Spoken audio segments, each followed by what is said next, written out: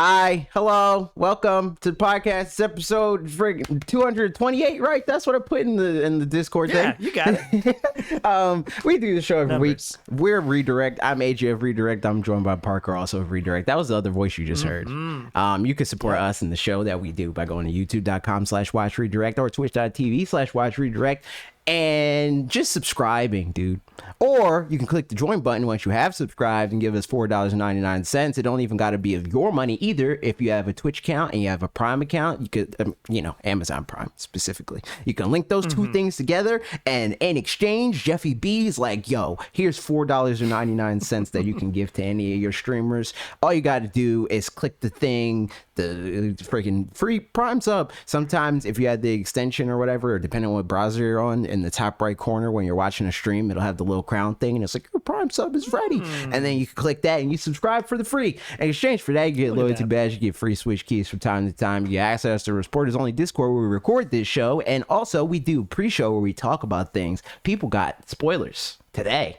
We talked about some plans, man. Inside baseball. If that sounds fun, you can just do that, or you can go to our Patreon. And there's other cool stuff like merch. I'm going to spoilers. You're getting some inside baseball. I'm going to update that with new merch. That's cooler merch and potentially more merch for lower cost tiers in the future. TBD. You know what sounds dangerous is inside baseball. Come to think of it, just as an aside. Maybe don't do that. Carry on. It's true. Do it outside, and unless you're like in a gym or something. But anyway, today on this show specifically, we're freaking talking about some rumors because they're fun. Yeah. There's a Zelda rumor. Zelda movie rumor. You made a short. We also made shorts. You should check out our shorts. Yeah. I think people like our shorts from what I've heard. I like making Seems them. like, hopefully. They're fun. But yeah. So the rumor is pretty straightforward. I mean, the fun part about rumors is not always the rumor part itself, but more the like fun conversation that now we get to have the possibilities because reasons are happening. Yeah. A lot of times, especially for games that are not good, like say freaking a Mario sports game, the best part of a Mario sports game in the last like 10 years is like theorizing about what they could do with the sports game. And then it comes out and you're like, yeah, they didn't do that. I guess. Yeah. Yeah. So, I mean, and I guess same to be said for this in some ways. We'll see. Long story short, the rumor is that the same studio that's working on the Mario movie, Illumination Studios, Despicable Me, Minions, etc., also is working on a Zelda movie. And that is kind of odd. Is that that's like all we know? Yeah. We don't know like era. We don't know like that seems to be it. Yeah. From I'll look at the original report again because I looked at the reporting on the other report. And it sounds like I'm pretty sure. Yeah, they just give a bunch of background of like, this is who Illumination is. There was a Zelda show. Yeah, exactly. Yeah. And like there was a Zelda show back in the days and all that kind of thing. But it sounds like the only bit of like inside info is just that maybe that it's happening potentially. That it's happening. So this means that we can go wacky. Yes, we can do whatever we want. See, the thing is, like, and this was kind of the sentiment in your short too, that like it's Illumination. So like the assumption is that it's going to be like wacky. It's going to be freaking like the thumbnail is going to be like the freaking like Link's Awakening Link or Toon Link, more goofy.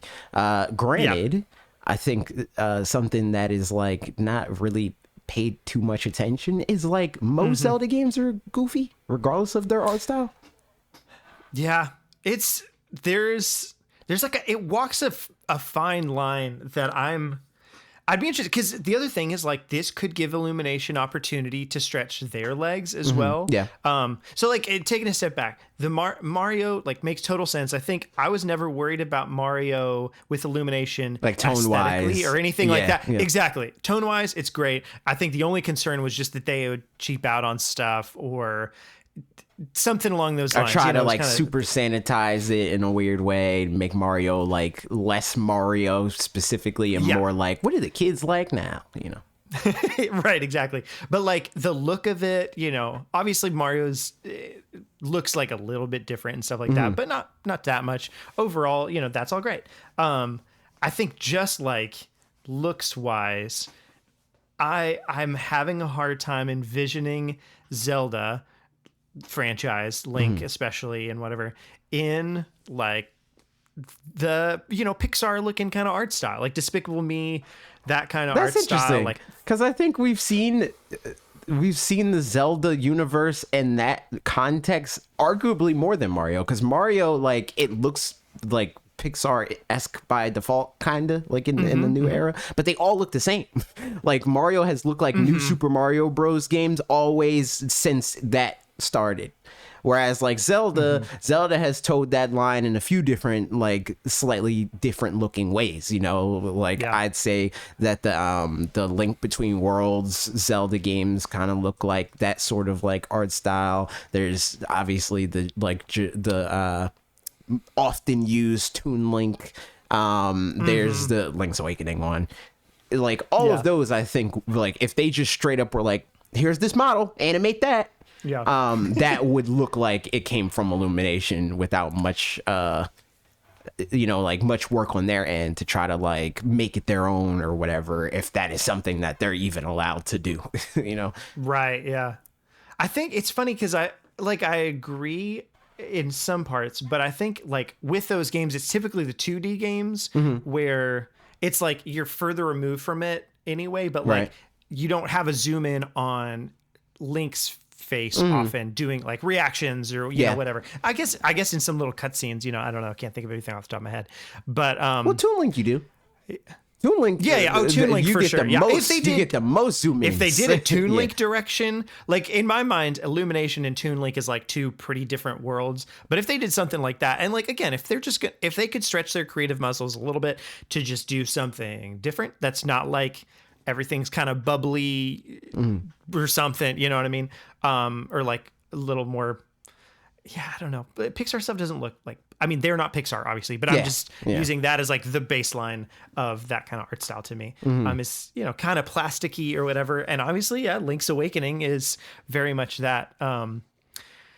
So I think like, even if they did it right, I don't know how I feel about it. It's still not my favorite, no matter what. But I feel like I'm less concerned about the art style. I think the art style will be fine. I think that like most of that is like they're gonna have to like abide by Nintendo guidelines anyway. Yeah, exactly. So like the look of it is not really what I'm concerned about. I'm more concerned about the tone. Because same. I do think that like while, like I said, there's a lot of goofy stuff in Zelda. Like there's a character that the whole entire time he just has one freaking stream of snot like just flopping down on the ground and it just stays there the whole game. Yeah. The fact that they've got the Cuccos exist, there's just like entire characters that Tingle, Zelda is not, it's not Lord of the Rings, the Lord of the Rings, from what I know, does have like some goofy stuff, like there's some levity there. But it is more like the more on the serious end, more of the epic, high fantasy situation. Whereas like Zelda, I think is more on the like goofy side, but it like toes the line a lot. It's like, exactly. There's some characters that are over the top goofy, but like by and large, a lot of the characters feel like, to me, more like silly regular people a little bit. You know what I mean? Where like, again, outside of kind of some outlier situations, there's just kind of regular townspeople that are like have a bit of a silly problem or something. And there are like some that, characters that are just never played for jokes. Like Calamity Ganon totally. is never played for jokes ever. You know? Yeah, like you can't do with Ganon the same thing you've done with Bowser, where I mean, Bowser's just even within Mario games, like take Mario Odyssey and stuff, like the ending of Mario Odyssey.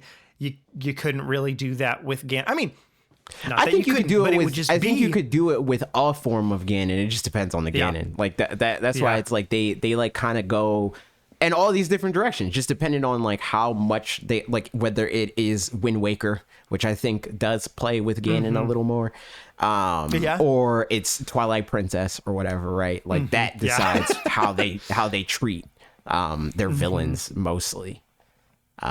So like that's the thing here.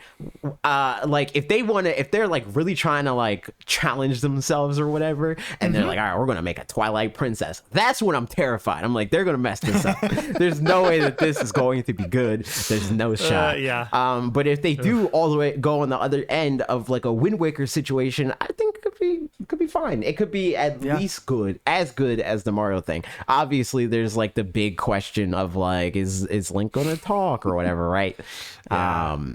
Which even that, I think we've had a lot of conversations about this, but I think that they just do the Wall-E thing and like not have him talk like at all. I'm fine either way, but I think they could get away with him not talking way better than they can get away with Mario not talking. Like 100%.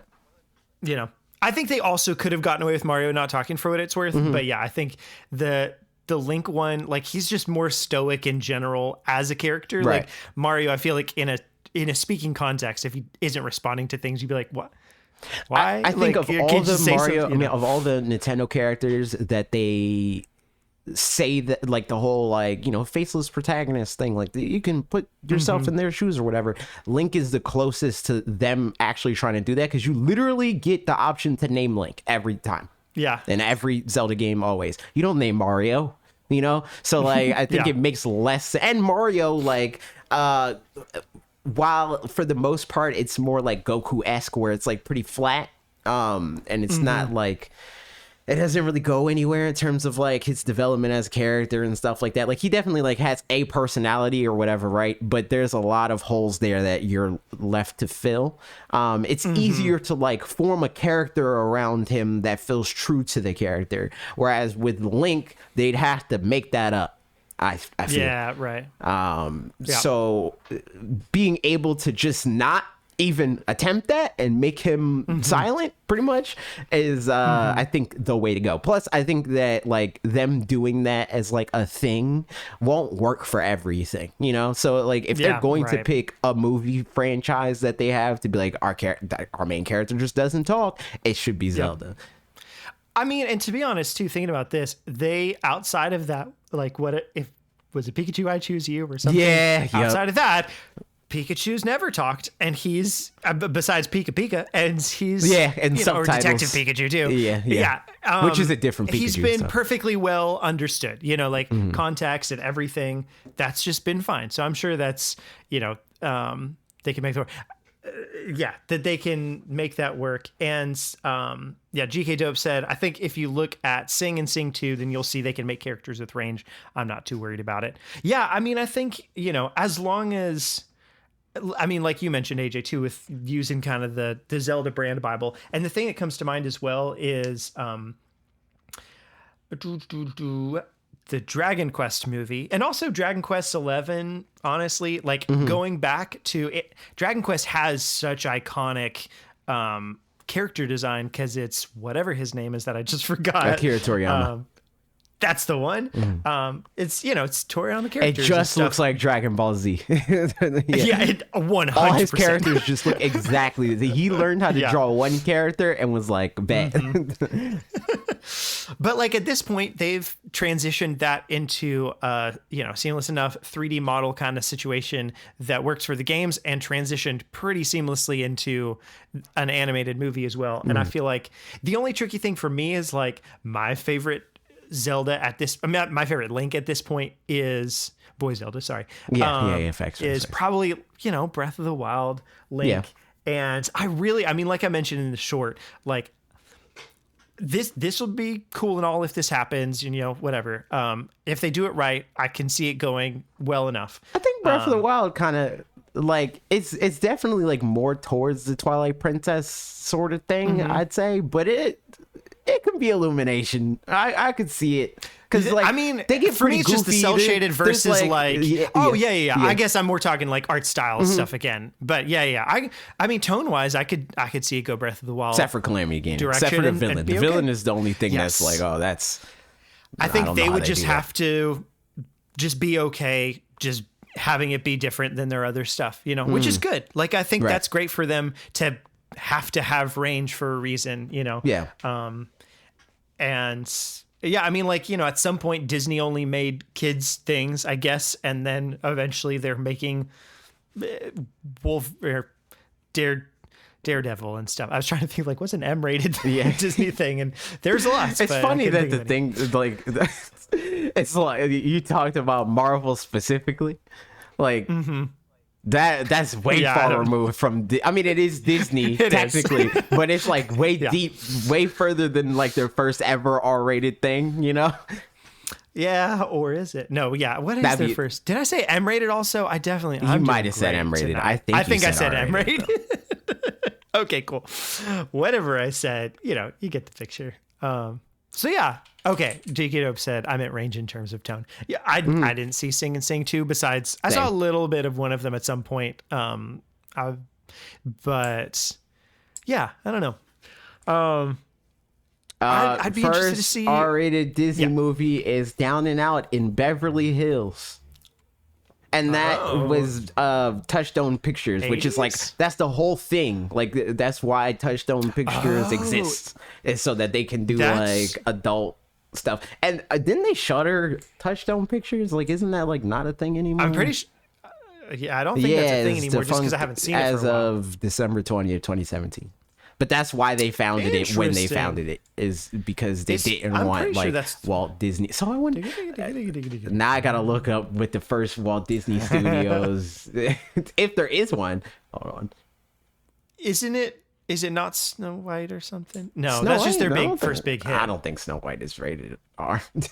Oh, rated R. Yeah, that's what I was trying to find. I just thought you meant thing at all. Yeah. I was trying to find. This is off topic, so like, if you got more Zelda things to say, go for it while I look for this. Yes, so I will say this. So Illumination, like we said, it's possible that they could do a perfectly passable job, especially if Nintendo's fairly involved and they have a vision of what Zelda should look like these days and all that, not just visually but like tonally and et cetera, et cetera. The thing is, I just don't know that for me, what I primarily want is a Zelda movie by Illumination, but a Zelda movie, first and foremost. I think I really would rather a Zelda series. Yeah. Yeah. Like, I mean, and also I'll get something else. Well, I'll just ask it now, but we don't have to touch on it now. I saw some comments on the short that I made, people saying, I wish that it were live action. I don't wish that even a little bit. I don't necessarily wish it, but like in some ways, yeah, like it's similar to like how I feel about Pokemon, where like as fans of these things, right, of games or anime or anything adjacent to that, people have like this chip on their shoulder where it's like anime can be, or cartoons or animated things or whatever you want to call it, can be just as, if not more successful than live action things. But if you look at the top grossing movies, that is not true. Right. Like the majority are live action things. So for better or worse, whether I personally believe it or not, I think a well-made like live action Hollywood movie sort of like legitimizes the property more than an animated version of it. It definitely does. The issue I have again is like art style related kind of thing, only in that did we talk about this at some point? Maybe, I don't know. That there's like enemies in Zelda that are able to be cartoony and goofy. I mean, even just take bokoblins in Breath of the Wild or some other games where they're kind of, they're cartoony and goofy and stuff like that. Even compared to, or like Wind Waker, same kind of thing. It's great. Twilight Princess, they tried to make them look a little bit more like realistic, quote unquote, and they're ugly. And like a little more, I guess scary is the right word, but like not literally scary, but just, that kind of thing.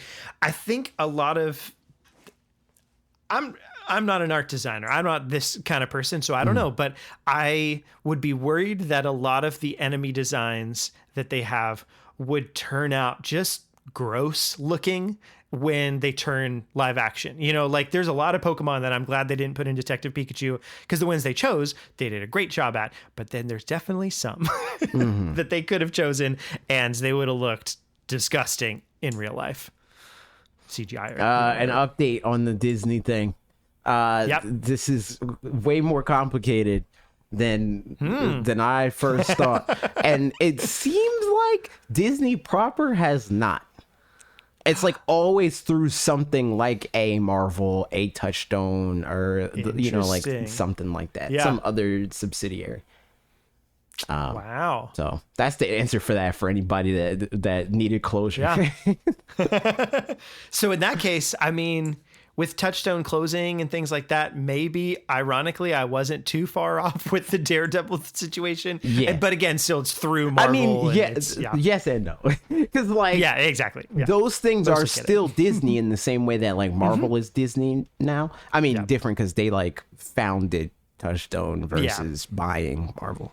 But it's still like a separate thing. So they feel comfortable releasing R-rated properties under that umbrella because it's not Disney. It's not like being like, hey, Mickey Mouse can say the F word now. So, like... and wouldn't have the like exactly at the beginning or anything. Because even the Marvel stuff has the Marvel. It's on Disney Plus, but like still different. Yeah, so that kind of thing. So that's my thoughts in any case on the live action thing. Is just that like I'd be less worried for the live action characters and more worried for the enemy designs and those kinds of things that they just would turn out ugly and unappealing, if done wrong. Or just again, like it's just the tonal thing. Like it's Zelda walks such a fine line in some ways that its games have been successful for the most part at kind of towing that line. Right. But I think it's easy in the wrong hands for it to go one way or the other. This feels pair debate-esque, where it's like, and I think a lot of people think of it in a similar way where they're like, I don't want, and I talked to Lee about this, which we'll get to in the games we're playing during the last stream that we did. I was talking to Lee about like live action anime and like whether it can be done right and stuff like that. And the assumption is always that, not that it can't be done, but it won't be done. Like that I feel is the actual like cross that people have to bear, is like they'll never do it right, rather than it's impossible to do it right. It's that like people need to care, and it's just been proven that people in animation with these properties, because that's usually where they start, have been proven to care. Whereas the live action people see the opportunity there, and that's what they care about. It's just the opportunity. They don't care about the franchise. I think that... What were you going to say? Finish your thing first. I think that with how hands-on Nintendo has been as of late with how they're licensing things, whereas like people think of live action, they think Mario movie, they're like, that was also Nintendo, but Nintendo was not hands-on. They said, yeah, sure, use Mario, I don't care. But this time Miyamoto is like a producer on this film, I think that it would be a similar situation with the Zelda property, especially with them founding the Nintendo Pictures thing, right? Like I think they want to be looked at in the same light as a Marvel Studios, and Marvel Studios is not one to make something that people think in their head are like, how are they going to do freaking Thanos right? Like, he's a big, purple, stupid Martian-looking man, but he looks good in the movie, you know? And I didn't see many people prior to, like him becoming, like, a thing, TM, being like, I can't believe, I don't think they're going to do that, right? Because Marvel Studios has proved that they care, you know? I think that that's all we need is for the Nintendo Pictures people to care. And like, they could do whatever they want. Yep. I mean, in Detective Pikachu, also another great example that, like, they cared about it. And, like, sure, some still were kind of Uncanny Valley. Gengar, I feel like, a little rough. But, you know, probably still the best they could do, I guess. But everything else, they was like, did better with Gengar. Probably so. But Alec said Speed Racer movie is the best live action anime. The other one that came to mind was Scott Pilgrim versus the World. Like, those are movies that, like, the people that were making them legitimately cared about giving. I mean, Scott Pilgrim versus the World, not an anime movie, but it more takes comic book than true. That's true. Comic book, but it, like, still has a lot of those thing. same It's literally kinds the same thing. Like, when people the energy lines and stuff. Like, yeah. I think that like that delineation exists, and it's very it's a very American thing. Where Americans don't even factor that into their argument, where they're like, live action anime can't be good, right? And then you bring up, like, Marvel, and they're like, well, that's different. And it's like, no, it's literally not. It's not. There's literally, the only thing that is different is the language that the person that made it spoke. That's the only difference. It's the same medium, literally. So, like, it can be done. It just needs to be involved. It needs to have people that care be involved. Yep. That have high they have say. They have sway in the production of this thing. They need to be in charge of the situation. Yep. So yeah, all things considered, with the Zelda movie and show and stuff like that, if done well, I'm down for just about whatever. Like, you know, Zelda things have spanned the tonal spectrum playing field or whatever spectrum for years. And so if the entry that they give us is more of that and I wanted more of this, then, like, whatever, I'll just also enjoy whatever that is. Again, like you were talking about and stuff, as long as they cared going into it, as long as it's done well, basically. So yeah, I the one thing I thought you were going to bring up earlier too and then didn't, but I mean, now, you know, got to think about it, is like, are they trying to consider a Smash? You know, like, I feel like they want to leave the door open, maybe, for, like, if Illumination makes all of them and they make their art styles cohesive enough, we can make it happen. And then, like, that's at least up their sleeve. I don't necessarily think they need Illumination to make all of them for that, though. No, that's true. Yeah. Just like, I mean, obviously that's because it's live action, so that's easier to do this. But, like, not all the Marvel movies are made by or were made by Marvel Studios in the same way. You know, like obviously, like, Iron Man was, some were Paramount, and some were right. So, like, it could be made by or at least, like, produced by different studios and stuff like that. But, like, I think it's just easier for them. And in a lot of different ways, especially with how they operate, like Nintendo, like they're like a very, like, old school, by the books, like, Japanese company. So it's like, well, we've found partnerships, and though we can have a lot of different people do a lot of different things, it symbolically says more to us, to our partners, to hopefully our fans, that we, you know, get in bed with these people and we stay there, you know? So that, I think, based on how they're doing on the Mario movie, like, I'm not too mad about that. You know, seems like, hey, I would love for them at the same time, if that means that we're only going to get, like, one movie every 3 years, you know, it would be nice for them to diversify enough that we could get something, you know, a movie every 3 years, but then, like, 2 shows every 2 years, or, you know, something. But, you know, it is what it is. And similarly, Pokemon is 1,000 Pokemon strong, which is what it is. And they gave us an announcement with it of a big update coming. There's Pokemon stuff going on. Pokemon you know? stuff. I liked that video. It was a good video. It was confusing. I mean, it wasn't confusing. It made sense. It was neat how they did it, and like they grouped all like these are the regional rats, and these are the regional birds, and these are the regional grass. Like the freaking oddish of the generation. Like they made it very clear that they do have like almost like boxes to check off every region where it's like we need this Pokemon, this type of one, and they grouped all of those together, and that's how they filled in the numbers, instead of just going in numerical order all the way through. Like they got to the Paldean region, and then they were like, okay, let's reveal for the first time ever, for some reason, the canonical numerical order of the Pokemon in this region. That's so funny. Yeah. And they made a big deal about Golden Go, the 1,000 Pokemon, which like, whatever. Like, I like it. I mean, I don't like the Pokemon. I think the Pokemon is hideous.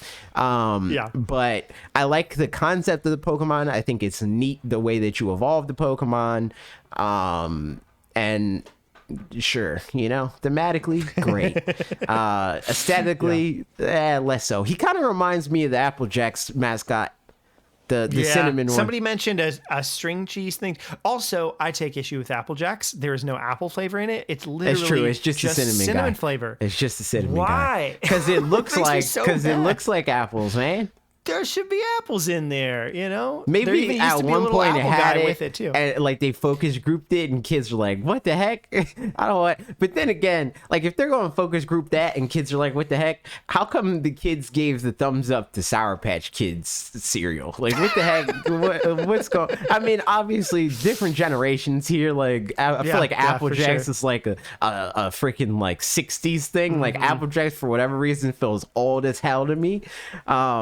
But still, like, come on, man. But yeah, Applejacks. That's what reminds me of the cinnamon guy. I don't really like totally see it. Yeah. Also, Agreed. competitively, I hate him. I did a Gen 9 tier list, and nice. I should have put Golden Go there. I have a which I don't know. I have a tier on there that's below F tier. That's like I like this Pokemon aesthetically, but the game, the actual game makes me hate this Pokemon, and it's just Mousehold and Tandemaus, but like they're just in that tier by themselves. And I would have put Golden Go there, but I don't like his design, so I just put him in F. But yeah. Other than that, it's neat. So what all do we know? So there's him, and then do we know anything about the update that's coming? No. Or just that there's the an thing update that coming? was interesting to me in the wording for the update was that they said new functionality. Like, what does that mean? Yeah. What's going on there? And like, it's supposed to come out late February, which like, come on, dude, just say freaking Pokemon Day. Like, that's the 27th or something. Yeah, Is that right? Yeah, something like Yeah. that. I'm pretty sure it's 27, 26, 28, one of those 3 days. Yeah. No, yeah, 100% it's going to be that day then. I wonder if the new functionality maybe is like something that they wanted to have in the base game and didn't, like maybe some multiplayer stuff where like maybe they fix the like in real time, like in world, like your friends being in the world thing. Cause like something like that. Yeah. Or like battling each other. Is that something you can do just anywhere? Yes. I mean, you can't like walk up to somebody and talk to them. You had to go into the YCOM equivalent and go to Link Battle and then do it like that. That'd be neat if they did that. I don't know if they would do that. It would be cool. It's like it's like what we talk about a lot with like the hub worlds thing, right? Where like the functionality of like battling your friend is there and it's seamless enough, but it would be neat if like they just remove one barrier to make it that much more like just like diegetic or whatever, But yeah, I hope that. I mean, It's something maybe it cool. is already diegetic, and that's the way that it would be in the real Pokemon world. Is you've got to like Where go you sign get on a the phone waiver and- or yeah. something. Yeah, you got to be like, yes, if you kill me, like it's fine. Sorry, but yes, you were saying. I was just saying that, like, and obviously a big part of this is like tech issues or whatever. I wonder what they're going to fix. I don't really care that much, to be entirely honest, about that side of it. But I'm like I said, the thing that like went off in my brain were like, ooh, was that they said additional functionality, and I want to know what that is. And I don't think that they'll do this, but it feels like to me like the way that the Pokemon, like the way that your friends like populate your world in certain situations, like when you're catching a Pokemon, you can like see them in the background. And they can see that you're battling this Pokemon. But like when you're doing a gym battle, you can't see what's happening on either end. Like you can see that like you're physically populating the same space, because there's like what I assume to be a glitch that if you walk past somebody that is doing the gym battle and their real-time feed, they'll see like a Pokeball float across the screen. So it'd be neat. I don't necessarily expect it's not my expectation that they're going to do this, but it would be cool if one of those fixes that they do eventually is that like you are intended to like physically like be able to occupy that space. Cause it'd just be cool to be able to watch in real time gym battles and stuff like that. Even if it's like a spectator mode where you can't move around, you just are like watching the battle like it is like a tournament, you know, or something like that. You know, like watching a VGC match or whatever. Yeah. And speaking of that too, I guess just going back to our conversation from several weeks ago of like things from Legends Arceus versus things from here. That is one thing I hope in the whatever the next game is, that like I liked how much control you had over your camera during battles in that game. Cause you could walk around in that game. I don't necessarily care about that part as much, but there are definitely times where like I'll try to move my camera around and like just not be able to get a very nice looking angle of the two Pokemon. Yeah, I mean, I think that's mostly be because like the geometry of the world clips through the camera. But you have a similar amount of control, I would say. I think the thing that changes the amount of control that it feels like you have is that you could physically move your character. Yes. Yeah, exactly. Which so you have two kind of access points where like you can move your character and then move the camera with it. So like, right. You know, maybe there's a way to do, even without moving your character, do, you know, something, have two axes. Just make it so that that you don't clip through the camera. I mean, through the world. That'd be nice. But yeah. So yeah, that's some cool stuff. We'll I see don't on have any Pokemon Day. expectations for what it'll be. We will, yeah.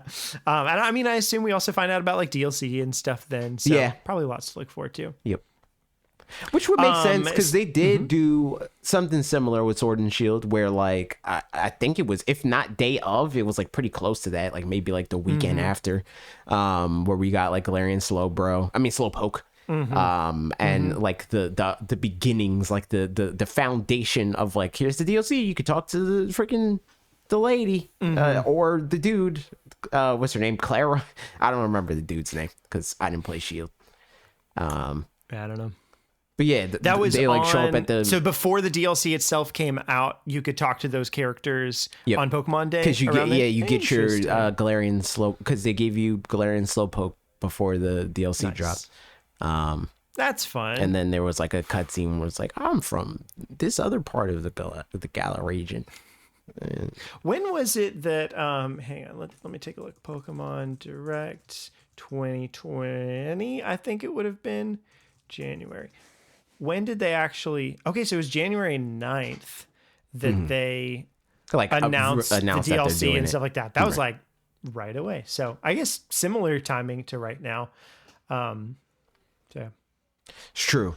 Granted, we didn't get that, and we might not. Like I think that it is a different thing. You know, like if we're doing DLC again, which I think is everybody's assumption. Literally, nobody thinks anything different. So if they're like, we're doing a third version, everybody would be shocked. And if they're not shocked, if you see a freaking PokeTuber being like, I guessed this months ago, they are lying to you. I promise. I think that like because that's the expectation now, they don't really feel a need to like get that far ahead of it. To be like, we're doing this thing. So like it just makes sense to do everything all at once with Pokemon Day. So we'll know more then, I guess. We will. A quick other little tidbit is Pokemon Scarlet and Violet has already outsold Pokemon Sword and Shield in Japan in just 8 weeks. That's crazy. Which is really fast. That's nuts. There's a chart on this that's like shows Pokemon Scarlet and Violet going, Sword and Shield going and just like slowly gaining traction. And literally this starts out like most of the way up the other. This game's selling like crazy. Yeah. I'll be really interested to see in a couple of weeks what the, sales were through holidays and stuff globally. That says a lot about the general consumer versus people who are terminally online. Because true. If the game was that bad and people cared that much about how bad the game purportedly is, the sales would not increase in that way. Yep. I think it's even of those people, I feel like most people got it anyway and have just kind of put up with it at this point. Like I don't know that anybody, not that anybody, but like I think a lot of people that were excited about the game didn't put the game down because of this stuff. It was just like a nuisance, like I'm sure most of them have probably played more than I've played, and I don't have any problems with with that. I just don't have a lot of time. And so it's, it's silly. It's exaggerated. Like I don't like if it was just a thing that's like, man, I wish that it wasn't this, because like I feel like that. Like I wish it did run perfectly or whatever, right? But it's like like if anything, it takes like 0.5 to 1 point off of like out of 10 for the game for me, where it's like, hey, most Pokemon games lose a lot more points than this in my my rating. So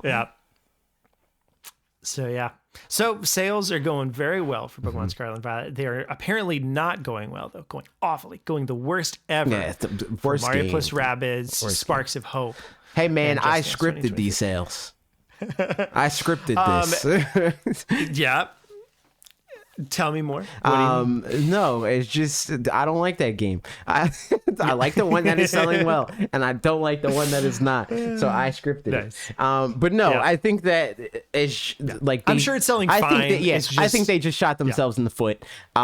Because the first game went on sale so steeply. That people got savvy and they're like, oh, I see the other game on the eShop for like $10 every other week. So why am I going to buy this one for 60? Like, are you crazy, bro?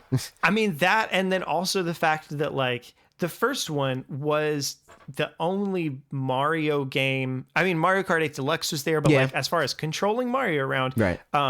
It was the first Mario game on the Switch. So like, just I think a lot of people bought it right at the beginning Mario because it was like, I guess we'll just see. Yeah, exactly. I mean, I got it for my birthday that year because, well, I guess I also got Mario Odyssey because that came out 2 days before my birthday.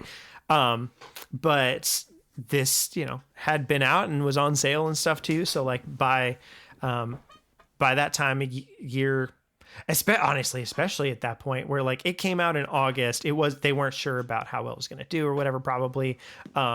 And then they put it on sale by Black Friday. It was already half off or whatever. So like people bought a lot of it because there weren't that as many games by thousands to buy at the time. So it was more of a situation, I think, where the other one kind of had a perfect storm going. And then this one's just a game coming out just like a lot of other games are coming out. But it also very much I didn't buy it because if I get it, it'll be when it's $10. Yeah. Just like you said. So like, tons of other people are in my camp too, I'm pretty sure. Yeah. Yeah. So also, I think that like, at least I haven't played this game. And I don't really pay that much attention outside of like the Nintendo Directs. But it seems like the focus is like less on Mario than it was the first time. True. And less on just Nintendo characters in general. Like the fact that like the first DLC that they teased is Rayman. The first DLC or the only DLC I think is Donkey I didn't Kong notice that for some reason. for the first Mario plus Rabbids. So I think that also probably has some sort of effect on it, but that's my speculation as somebody that I does could not definitely play see the that. video game. I mean, and it's definitely, like it's in a Mario world kind of thing, but it's Mario Galaxy themed, which doesn't inherently feel as Mario compared to Mushroom Kingdom, which is just like bottom of the barrel, straightforward Mario. So this, to somebody who just doesn't like know Galaxy through and through or whatever, even a little bit, I could just feel like it's Rayman it's Rabbids in space. Yeah, exactly. Yeah, that's the one.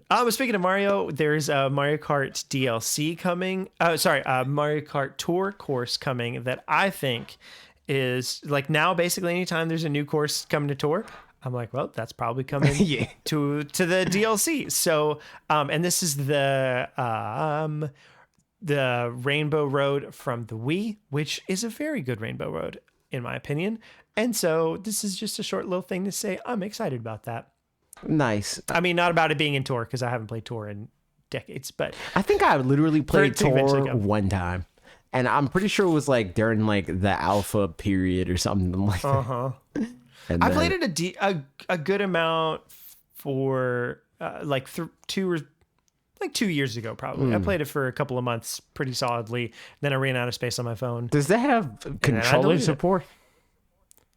I don't think so. I feel like that would be the only way that I would play that game is if I had a backbone or whatever, whatever controller thing. They're not paying me. If I had something like that, I would probably play that game more than I do, which is not at all. But not having something like that and not knowing if it even supports something like that, I have no desire to play that at all. Which, granted, I don't really have that much of a desire, which is well documented, to play Mario Kart in general. But I think I would want to play Mario Kart Tour more than I want to play Mario Kart 8 because it is newer to me.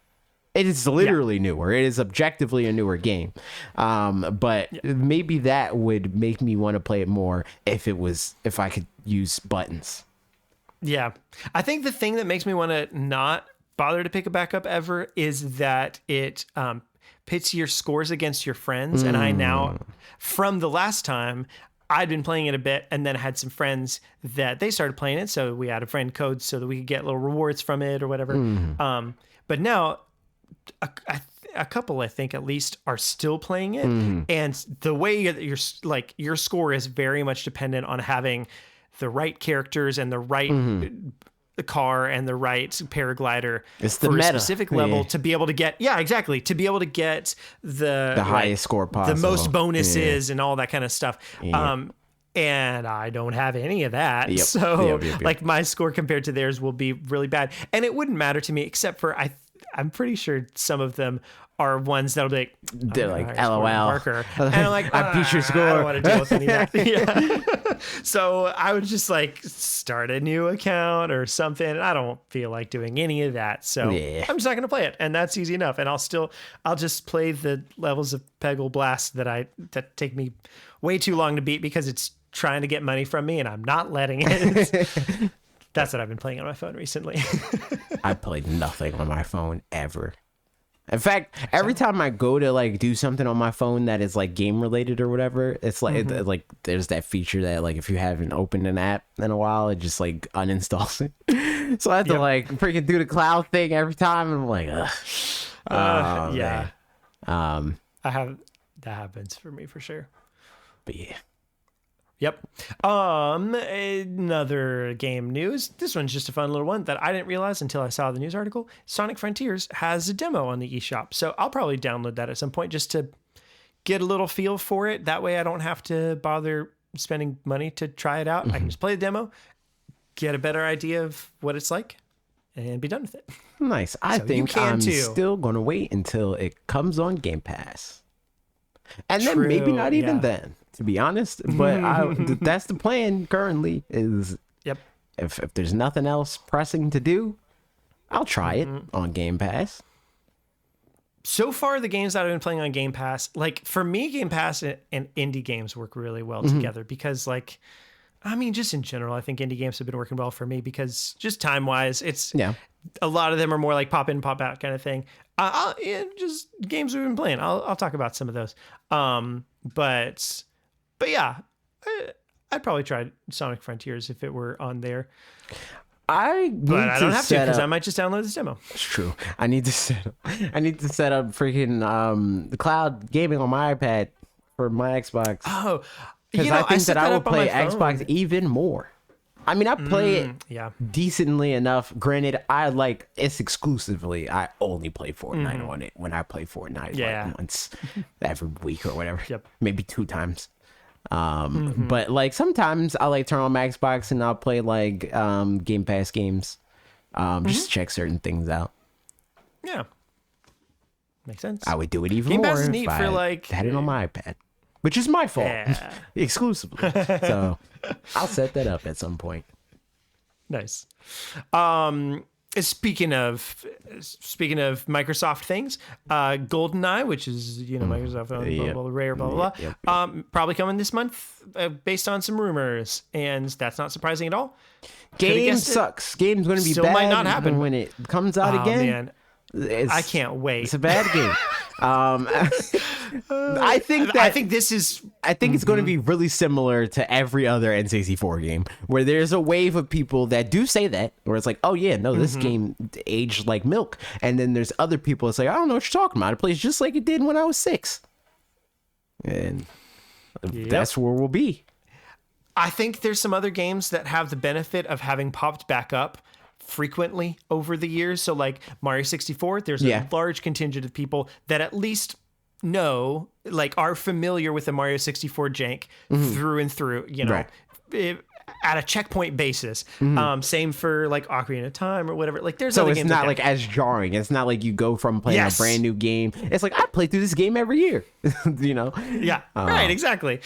So it becomes like a mechanic almost, like an intentional thing versus like a game aging poorly. It's like the game was designed to feel like that.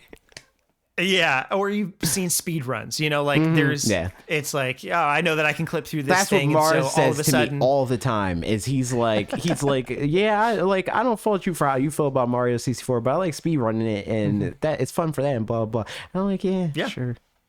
I mean, that's great. There's games that are kind of broken make for the best speed run. If a game's like flawless and whatever, then like you just have to play it really fast, and that's no fun. So like, it's true. I mean, that can be fun, but depending on the game. I think I think this was last week that you mentioned this, where it was like people that like want to like get really deep into like a specific game. It's like there's 2 tracks there. It's like if it's a single player game, it's speed running. If it's a multiplayer game, it's a like competitive scene or whatever. And I think that a big part of like, not necessarily why I don't like speed running, but I think that a diagnosis of my issue here is kind of like why I don't care about Melee. Like a big reason why people like love Melee is that the game is janky, and it's like janky in this way that they find to be beautiful. I think that it's just janky. And that's how I feel about most speedruns, where it's like I don't really think that it's cool that you can clip through the wall and beat the game in 4 seconds. I think that's dumb. Like I'd be tight if I accidentally discovered that and beat the game in 4 seconds. I'd be upset. For me, it definitely depends on like I think some games, because you can do that, do a better job of like creating rule sets that are like, these are fun rule sets to watch, and we're gonna mostly do these ones, because otherwise, like, you can do the like fully glitched Mario 64 0-star speed run, and it takes 3 minutes or something, I don't know. But it's just not fun to watch. Like that's or you could do something like same kind of thing in Pokemon. You could do certain things where like if you allow all the glitches, then you have to have somebody commentate it and explain Yeah. like, so in this part they're resetting this thing so that and now you're at the Hall of Fame, you did it, you beat the whole game, and it's like, and I think that okay. makes a bad esport, as it were, because I think speed running is still like in the esports like realm, like the same type of people that would watch speed runs would also watch esports, because it's a similar like type of dopamine hit. It's like people watch speed runs and they're like, I played this game, I'm familiar with this game in a very different way, and the way that they're playing this game recontextualizes this game in my head, so it's like a whole new experience about a game that or with a game that I thought I knew. But the thing about what I think what I think makes a good esport is that it's immediately recognizable why it's impressive. Like you don't need, I don't need to explain to you as somebody that has played Smash Brothers why somebody like MKLeo is good at Smash Brothers. I could just show you footage of him playing Smash Brothers and you would immediately get it, where he's like, oh yeah, he's winning really hard. He is taking every stock that it put in front of him or whatever, right? But speedruns, like for it to feel impressive, it's like, well, see, this time is usually this much, and then they did this at this time, and they're on track to beat this record if they get this star at this point. You know, it's like, if I need that much explanation, I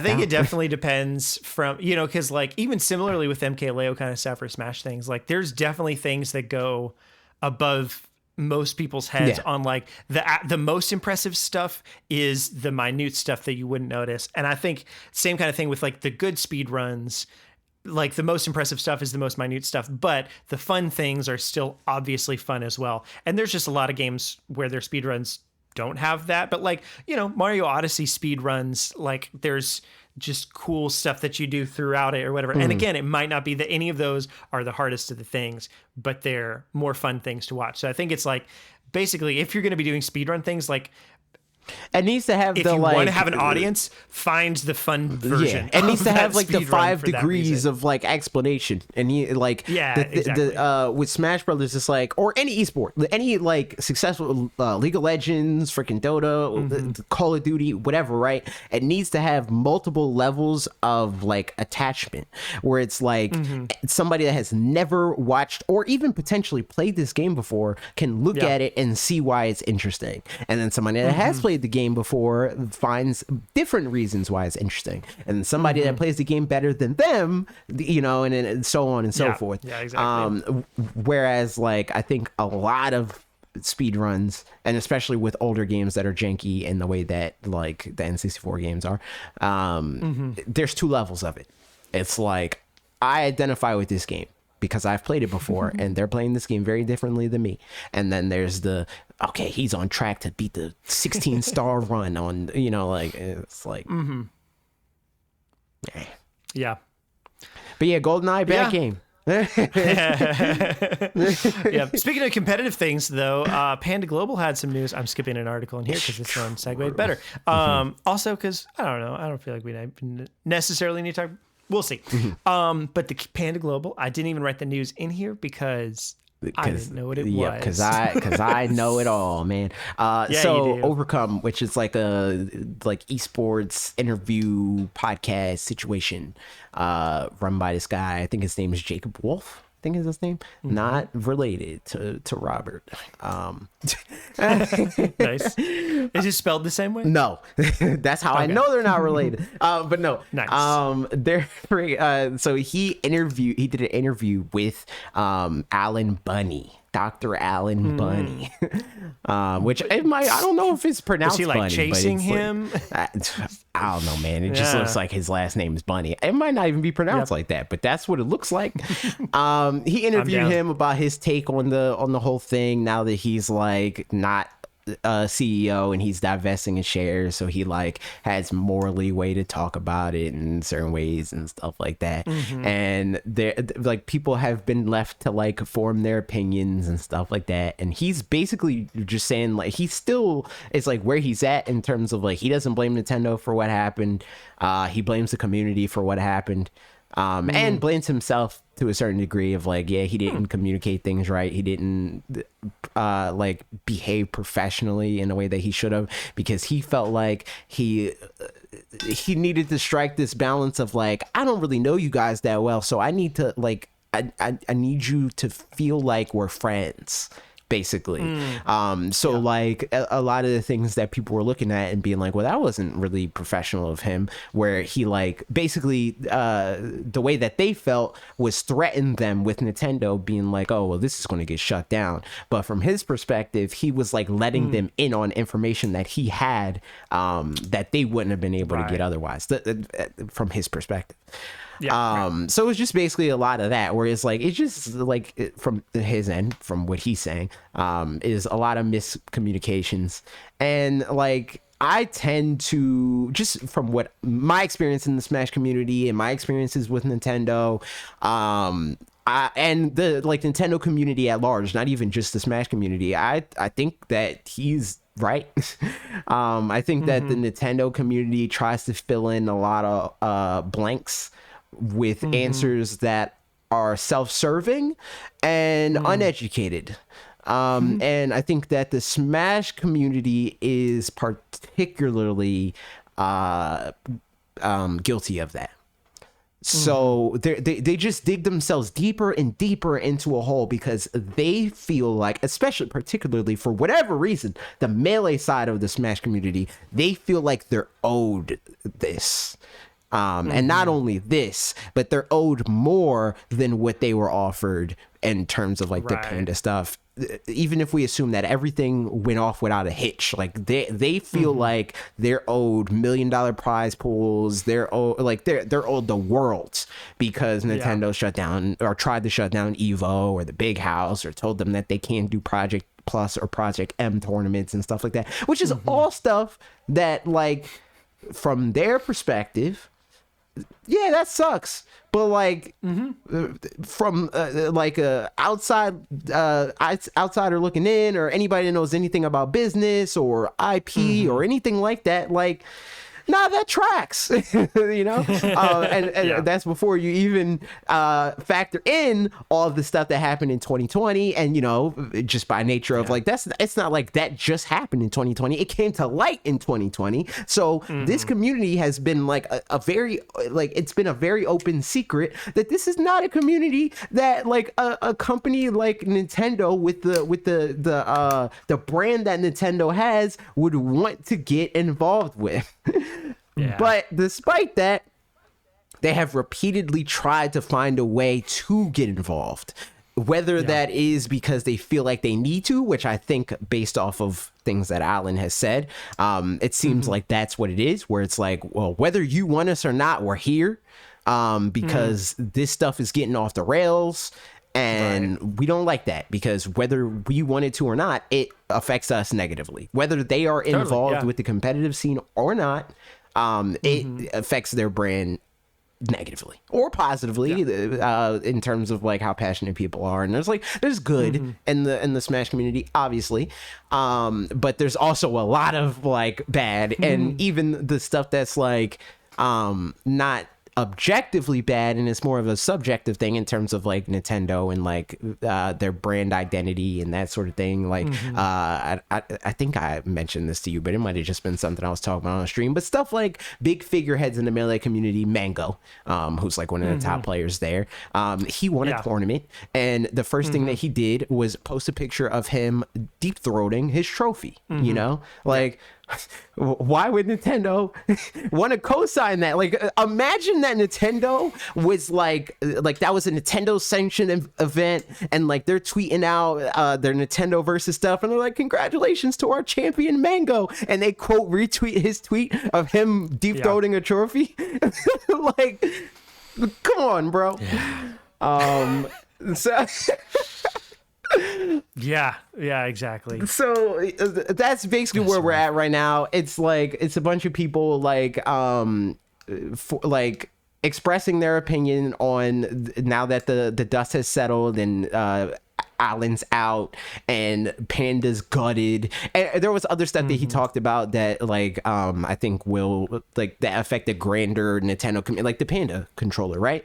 That was just a cool thing that could have been neat for everybody, no matter what game they played. It was obviously specifically for Smash, but it was just like a well-made controller. It seems like now, because Panda got gutted, that will never happen.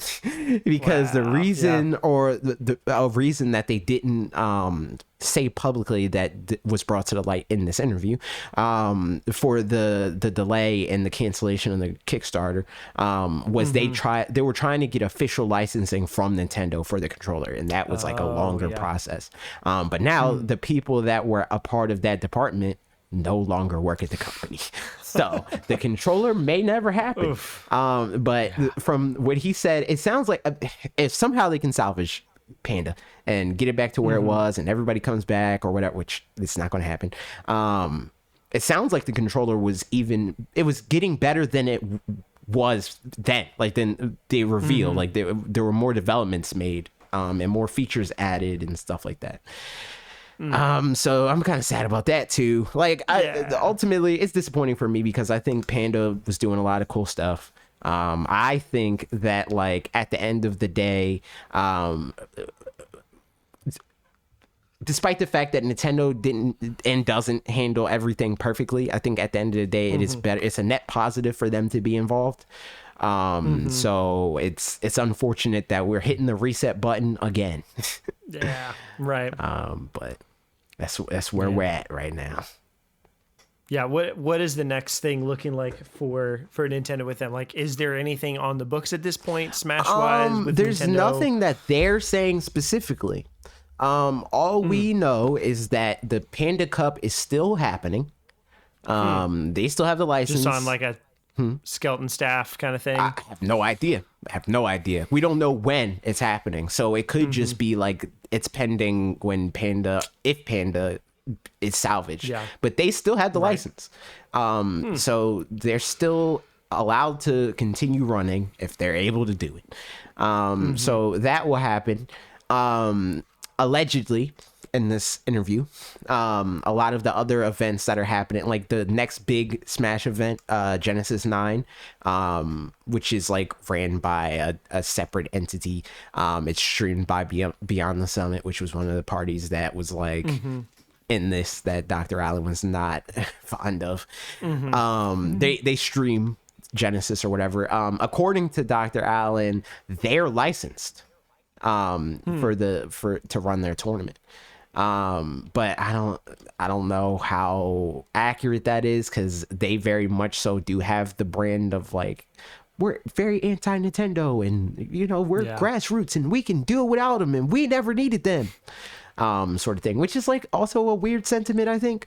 Like, whether you feel like that or not, or whether they feel like it or not, they need Nintendo, because like whether this is moral or not, Nintendo can just say no to their entire existence and they would be in the right. Like, it's their thing.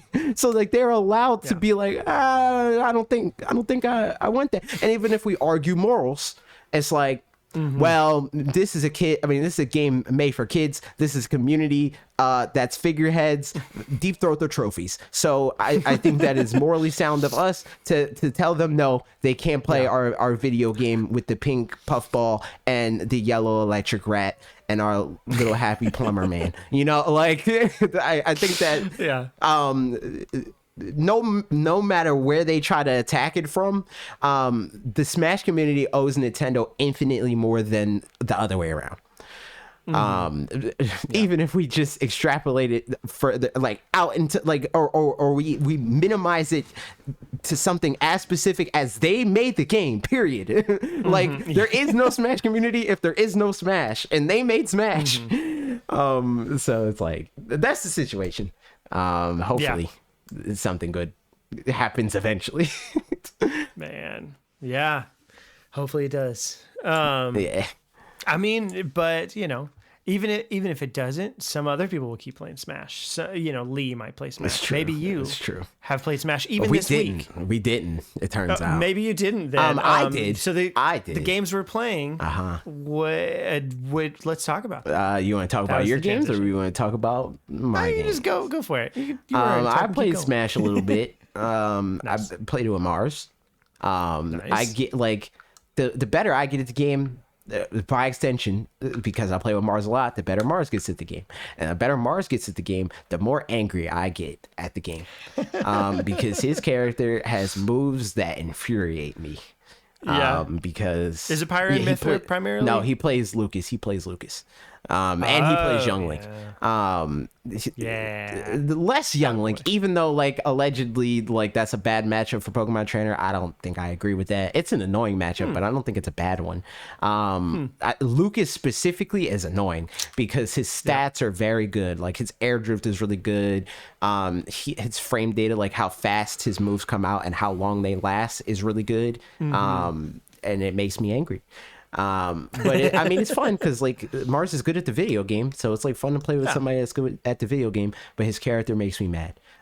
So it's like this constant like simultaneously really being Lucas, impressed at like what he did, but angry that he could do it, or angry that the game enabled him to do what he did in the specific way that he did it. Man. But he gets it. And there's a lot of stuff like that with Pokemon Trainer too. Like Squirtle is also very similar in that regard. But I don't play against Squirtle. And even when I do, like I know the shortcomings of Squirtle. So it's like I don't see it as much, you know? Like I don't get the angry side of Pokemon Trainer because I already understand them enough to like not have to deal with it. And then other than that, what were you saying?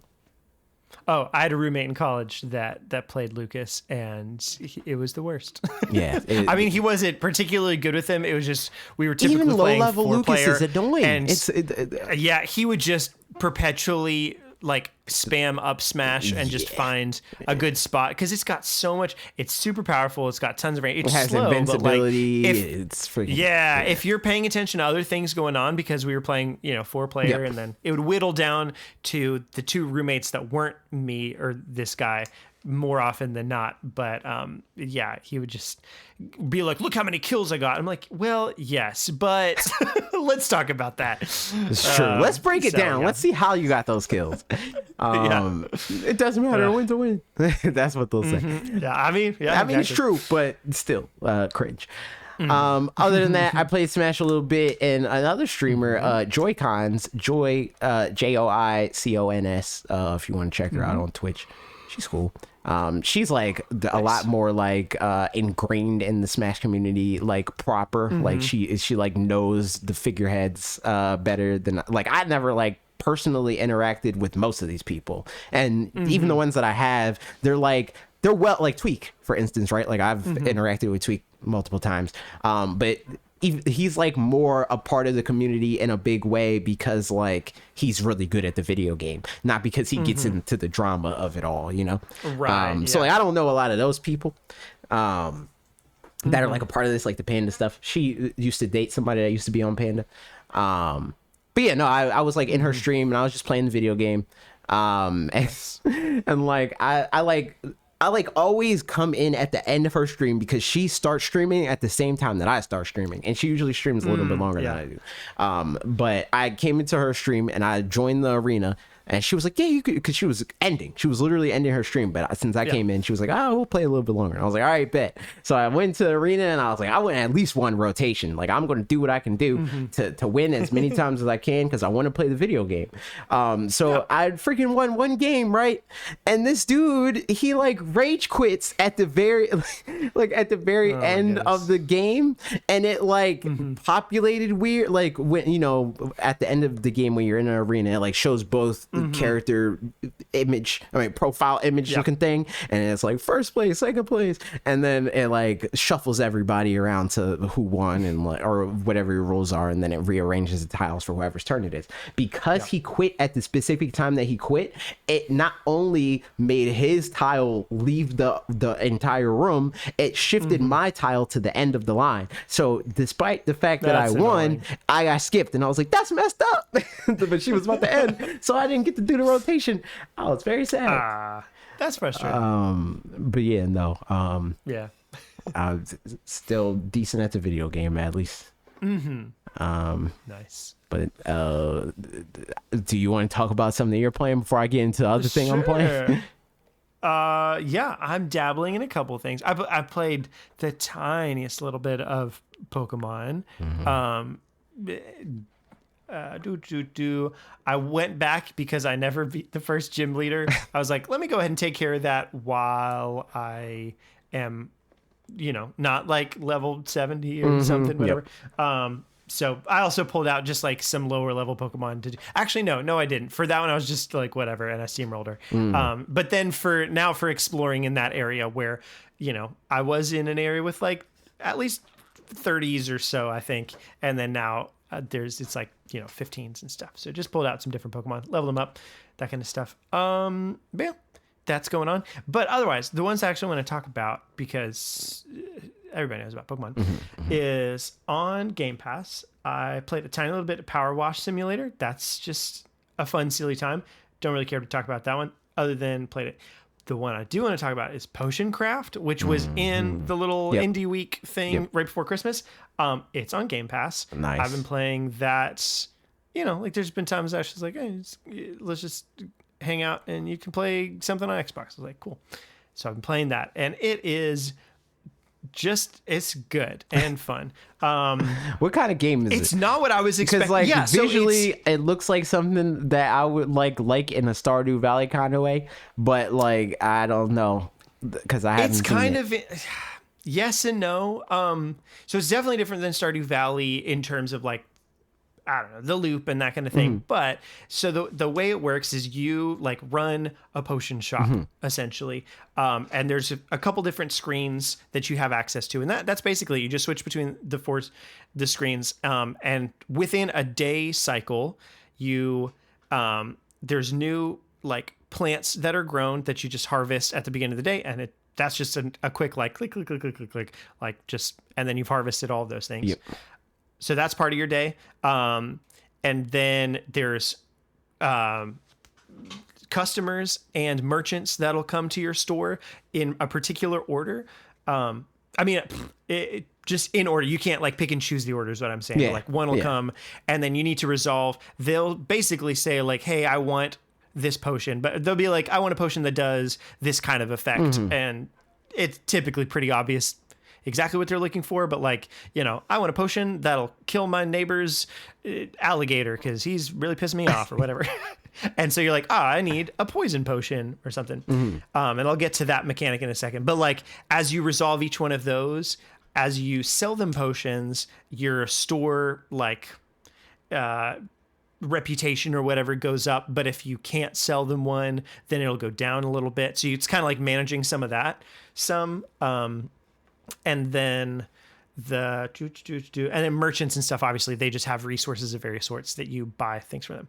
So that's kind of the managing side of it. But the potion creating side, I think is just really interesting, where it's it's kind of a little mini adventure game sort of thing, where each ingredient is so it'll be a map essentially, where you start in the middle, and then there's potions that are in different spots along this map that it's all blocked out until you get there and kind of uncover, the different areas or whatever. And so an ingredient will zigzag down to the down left or, southeast or something, whatever, however you want to describe that. And you add various ingredients together and mix them together. But then also you can, if you grind them up more, then they'll go a little bit further. And as you mix them up, you move the thing, and then you can also do something that moves them back. So basically the ingredients are an expendable resource you have to try to explore this kind of little world sort of thing. But because it's an expendable resource too, you can mess up. And there's areas where it's if you go through this kind of skull and bonesy area, then you'll lose that potion. It'll just well, that was too bad. You can kind of dip into it a little bit, and it'll show your little potion thing depleting a bit, and then come back if you come back out of it. But so just that mechanic is just really fun, and you can kind of explore and make better quality potions. And also with the clients, if they're better quality potions, then you'll make more money from it. But you can also haggle with them, which is pretty risk rewardy, and it's kind of like a short little rhythm game that you have to tick tick tick tick tick hit certain things on time. But the like more difficulty you haggle, the more money you can make, but also the more you can lose if you don't do well at it. So it's just this whole thing that like the gameplay loop is really neat. And yeah, I'd say, I mean, it's on Game Pass. So like if anybody has Game Pass, get that. I don't remember how much it is on, well, I say remember, I haven't looked it up. Potion Craft. Probably, Switch. I would assume it's like 15 bucks. Yeah, something like that. It is gonna tell me at some point. I don't know. Oh, it's not out yet on Switch. Oh. Okay, well, get it on Game Pass, or wait for it to come out. Yeah, get it on Game Pass. Wait for it to come out on Switch. Yeah, I might end up getting it on Switch again just because it's neat. Or ask for a review code or something, and then do a little review for it. I was about to say I would recommend it. Could literally just do a review. You could do the review now, you know, and honestly, put it just up have when it the ready. game comes out. Yeah, exactly. Yep. So, yep, fun time. So that's the one. And what else? Other Game Pass things. Played a little bit of Pikuniku, which I'd heard about some. It's a little puzzle platformer kind of thing. Pretty silly, and but that's been fun. And similarly, just very a long time ago. Nice. Oh yeah, I think it's a Devolver game. Yeah. I got a code for that. Yeah, makes sense. That was that one, and it is funny just seeing how many games have, like indie games have, just the same kind of self-referential, silly sense of humor kind of thing. Because I played that. I played a little bit of Turnip Boy escapes tax evasion, commits tax. I don't think I ever heard of that evasion, game. whatever. Turnip Boy commits tax evasion. Yeah, that's what it is. It's a Zelda like. Okay. But the whole it's just irreverent, silly kind of thing where at the way beginning you have the premise is like, here's your tax bill, and the first thing you do is just rip it up, and then every time you find documents in the world you rip them up, and so it's just silly, but otherwise it's basically just little Zelda like. And Ezra had the best. I just handed her the controller at some point, and she's kind of getting the idea of what a joystick does and thought it was so funny to do that, so to just move around a little bit, even though she didn't really know what she was doing. So there's that, and I think that's about it. I kind of showed Ashley Grape Story a little bit, which is also a Zelda like. So there's a lot of those. True. Yeah, there might be some other stuff, but for the most part, that's it. So the other thing for me, I'm sure there's like other bits and bobs for me too, but yeah, Pokemon, the freaking Soul Link. So, yes. Oh my god! This is round 2, right? You restarted. I'll get to that. Okay, I'll get to that. So yes, yes, we did it. We did the thing, and we did it on stream, and a tutorial area, which like it's annoying, but I think it's weird to be annoyed by it at the same time, like in a design kind of way, because like the game is not made for you to play it over and over and over again. Right. Especially within this small window of time. So like, yeah, I get it. It's annoying for me personally because I am streaming it and I want to be able to play the video game and like, be in the same world with Lee and like whatnot when we're doing the Soul Link, because it's fun. It's fun to be able to be like, okay, all right, what Pokemon are we going to get in this area? I'm gonna get this one. Okay, I want this, and then one of us can't find it, but the other one found it. It's like, oh, it's over here. Just come to me, and then he goes over there and gets Pokemon. But that aside, we freaking started run 2. Picked the same Pokemon. I named my Pokemon Basil. Because my last one was named, what was the last one named? Alec will be angry if I don't remember. Rosemary. No, somebody did suggest that for a potential future one though. This time. Oregano. Yeah, oregano. That was it. It was oregano. Yeah. Yeah, so I picked Sprigatito because I picked Quacks. I mean, I use all 3 of them, but I picked Quaxley, so I use Quaxley the most, and I don't like Fuecoco. I was about to call him the Trev calls. I mean, we had to censor that. But I don't like him, so I didn't want to pick him. So for this one, freaking named it Basil. And Lee, he picked Quaxley, and I don't remember what he named his Quaxley. He named it something, but those two Pokemon are linked. And then I got Talonflame. I mean, Fletchling. I got Fletchling again. Lee got Squawkabilly. And then what was the third Pokemon I got? Third Pokemon I got was this Pokemon sucks. Tarantula. That was the thing. I knew it was gonna be that one. Pokemon's garbage. Sucks. Yep. Which we'll get to. So playing through the game, freaking, I was catching something. I tried to catch what's his name? Actually, I couldn't. I already caught a Pokemon in the area. I caught freaking Fletchinder again. Or Fletchling again. But I found Flamigo. I found Flamigo, and I was like, I'll battle this thing. This should be good experience. And he destroyed me, almost. And oh, no. I freaking had to sacrifice one of my Pokemon so that I could live and run away to live another day. And in that, I don't even remember which Pokemon died, but something died, and that meant that one of these Pokemon had to die. Matter of fact, I think that was the time that two Pokemon died. I lost two Pokemon in that exchange, so Lee lost two Pokemon. And then when we got to the gym after getting to the level cap and all that stuff, I freaking made my my Sprigatito one level above the level cap, so I could not use it anymore. So all I had for this gym was Tarantula. No, Tarantula died. Okay. I also caught Shroodle, which is Graphite Eyes first of all form. I caught that. Is it? Yes. That makes sense. Yep. I've got one of those, but I haven't evolved it. So. Pokemon Company already spoiled it. They already did it. I don't care. It's fine. I caught that. So it was the only Pokemon I had for the freaking bug gym, which is like not bad, but not necessarily ideal because it doesn't OHKO literally anything.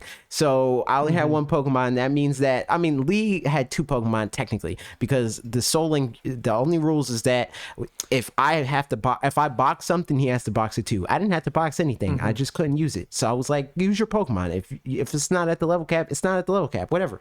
But that didn't matter because I killed the first Pokemon. It was relatively easy. It got me close to like yellow health. But then the second Pokemon came out, and I think she has 3 Pokemon.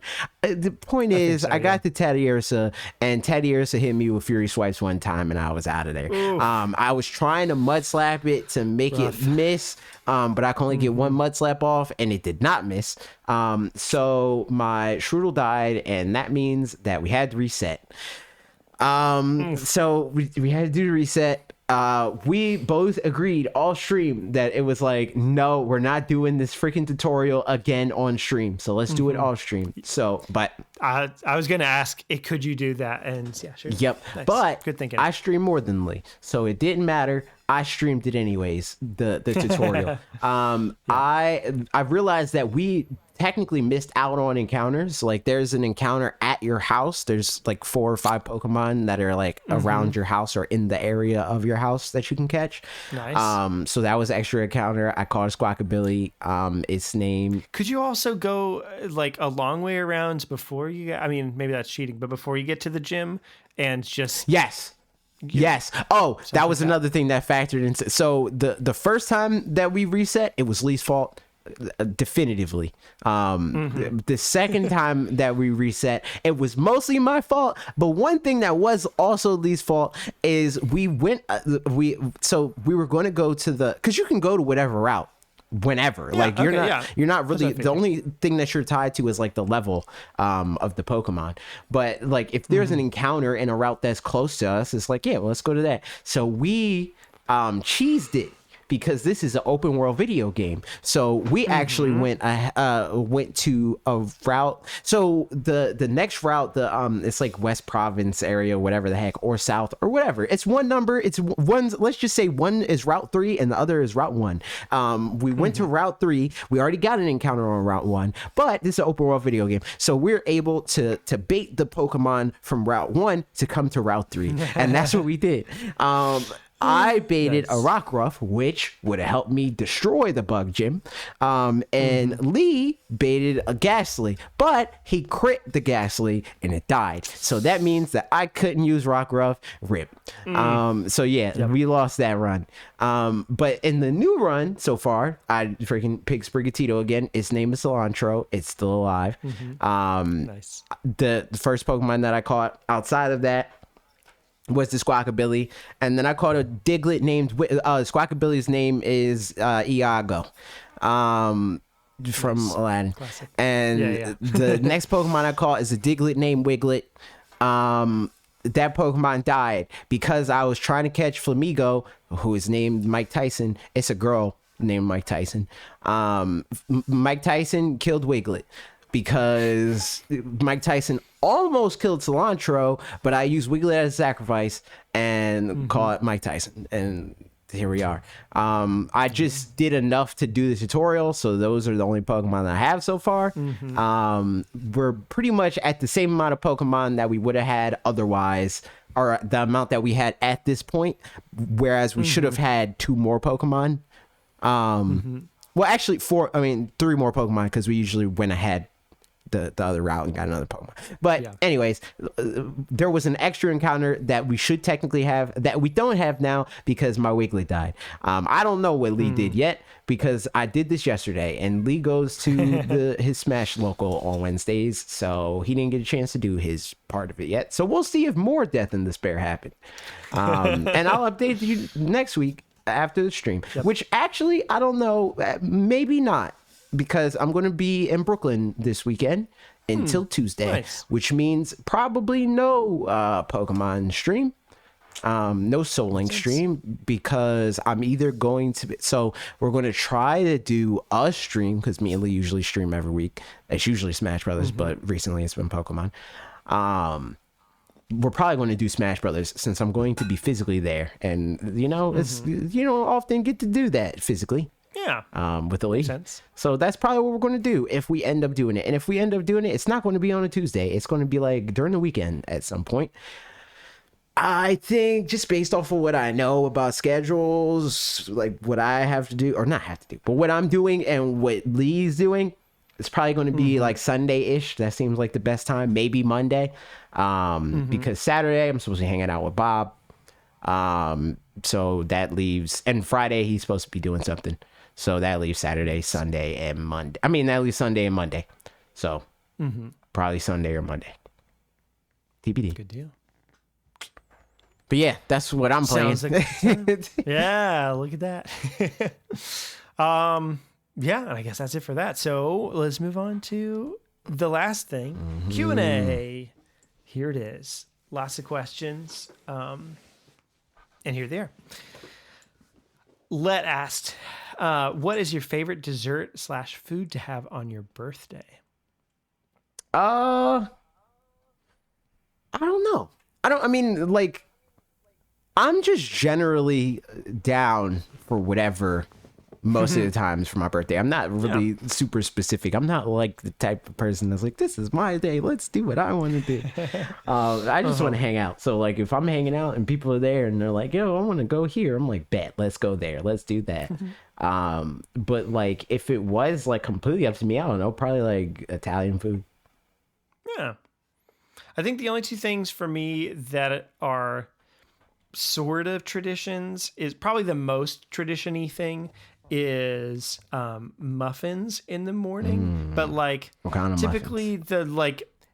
the kind that come in a packet that you bake at home, just because like for whatever reason that's just but what my mom would do. What kind of muffins? Oh, blueberry. Oh, okay. Yeah, blueberry muffins. But I'll also not like could be chocolate chip, could be whatever. But I feel like blueberry are the ones that like feel most iconic. Yep. But yeah, just a little like Betty Crocker friends, and so that, and then probably about 5 times or so have done the like make your own pizzas kind of thing for like birthday the, dinner, like the crusts and stuff.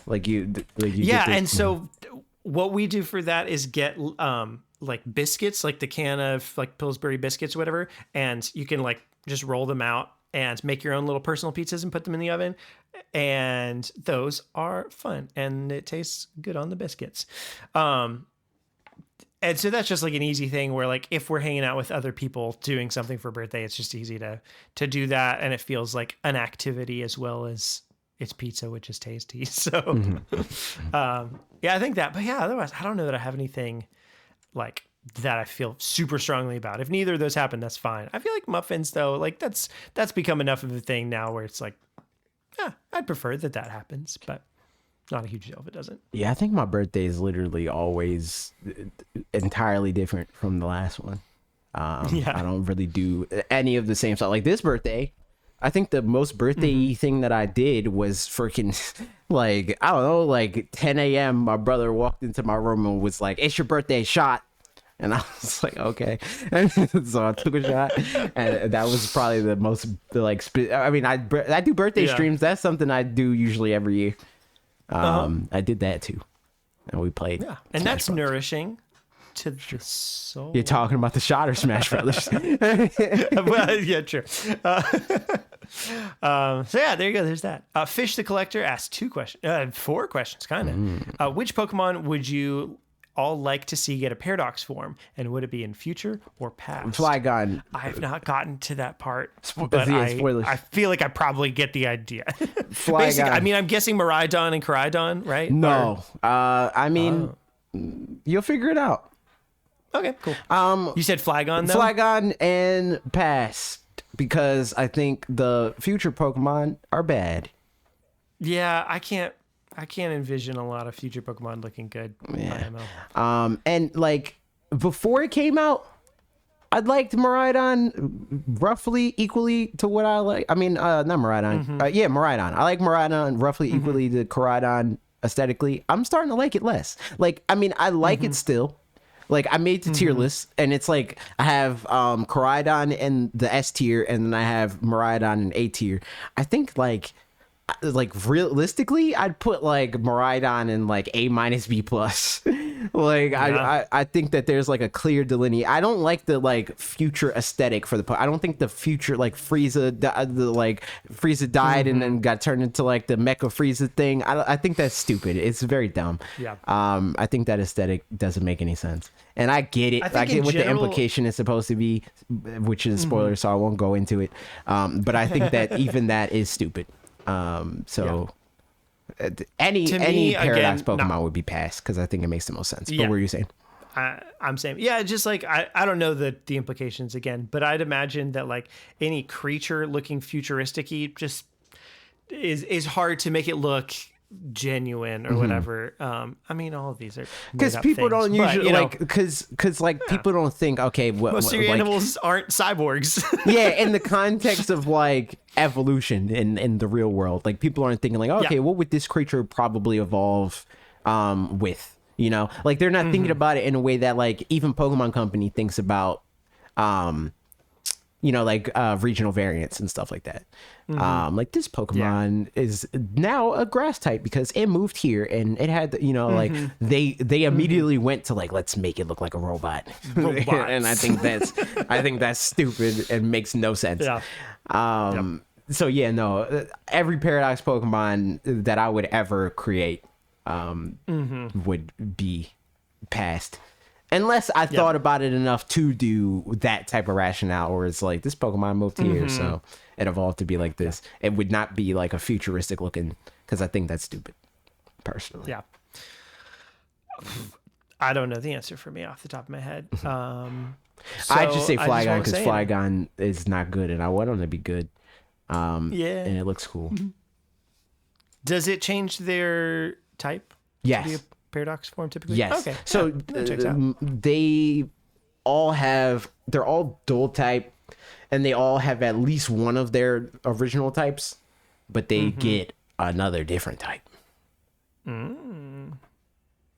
A new type or just another? Not a new just type, a different one they didn't have. Yes. Okay. I was like, is there a new one? No. Spoilers. I'm gonna say Dragonite just because, like, I don't know, he's cool. You know, why not? I don't think he would be made better. He might Buy a Paradox form. He might. He might. I mean, maybe. He might. I mean, I don't So know there you if he would be aesthetic. I mean, maybe he'll be made aesthetically better, because I think Dragonite is like in this weird, like, I like Dragonite, but Dragonite Goofy, is but like, Dragonite is on the precipice of me not liking it. Like, I mean, I feel that for the tiny little wings. Yeah. He's just kind of, he's a little bit of a doof. he looks But, like you know. stupid Charizard, like, Yeah, he which is does. like, he's like, he looks cool enough or like doofy enough in like a way that makes sense that I like it, but like they could have went a little too far in one direction or the other and I wouldn't have liked it.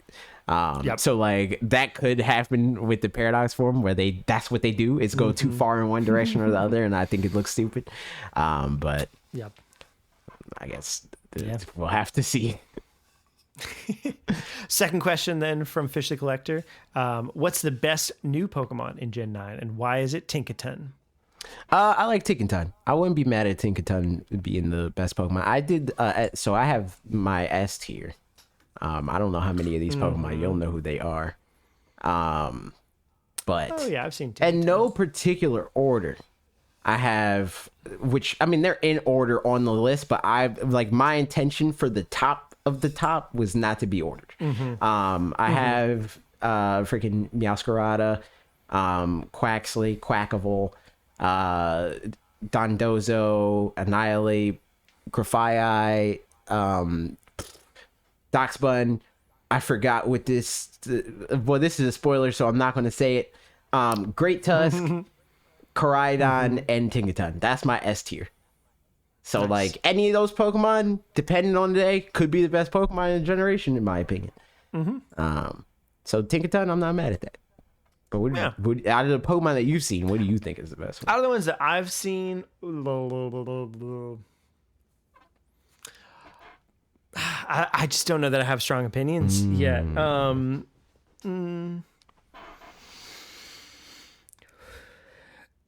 I'll keep thinking about it. We can come back to that. And if I have an answer, then I have one. But I don't want to just like be sitting here for forever. So Mega Man asked, I bring you my question from my 5-year-old. Is Mario Kart the best game ever made? No. Sure.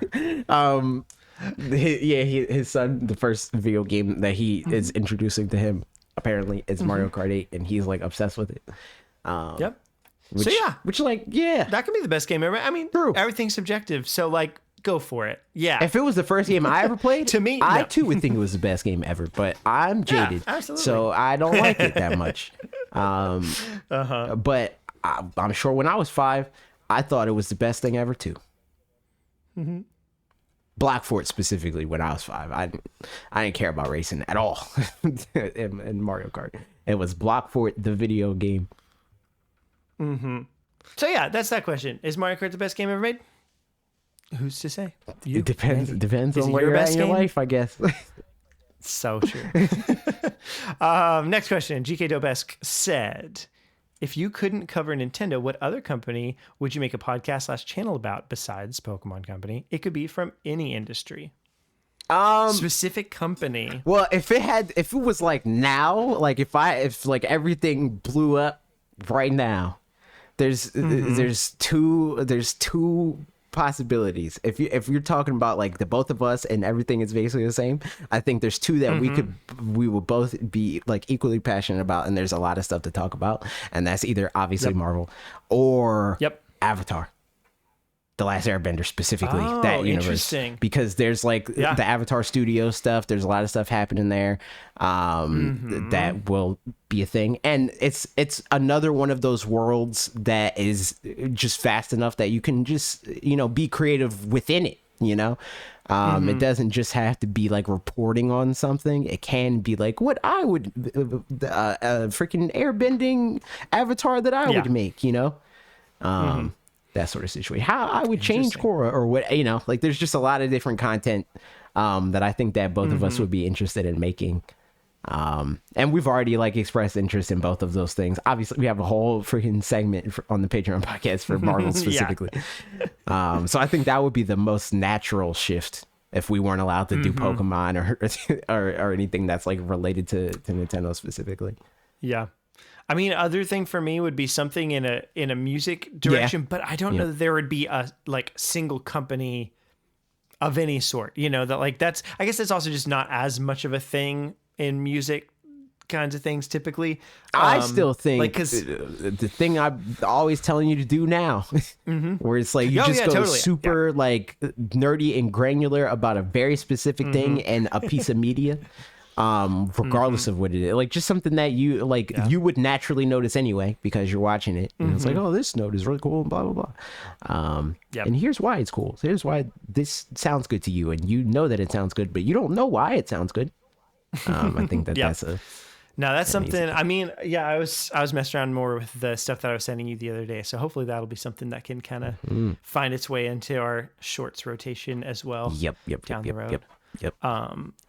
And you guys should know more about that. I don't know, pretty soon, whenever the first one goes up. It's true. So yeah, I think that. Yeah. And then also asked if you had the opportunity to do one live show, one night only, how would you format it? And I'm guessing again, this is as redirect for us, not just like something vague. I don't know. That's something that I would be interested in doing, but it would take some brainstorming for sure, because I would want it to be something that fits what we already do. But I don't know how to liveify what we do. Like other than just the thing that every like gaming YouTuber or video essayist or whatever or people with a podcast do, and that's just do the podcast live. That we could obviously do that, but I don't think that's what I would want to do. Like if I was going to do something live, I think I would want it to be something more something that like Ludwig would do, where it's like like the chess boxing event or the freaking like Jeopardy game show thing. Something that's like a fun game, and something interactive some sort. too. Yeah, exactly. Yeah. I would have to totally brainstorm for months and months and months to be able to like answer that question accurately. But that's the gist of it. Like I would want to do something cool and fun that is not just literally let's do our podcast, but in front of you physically. Yeah. Yeah. No, agreed.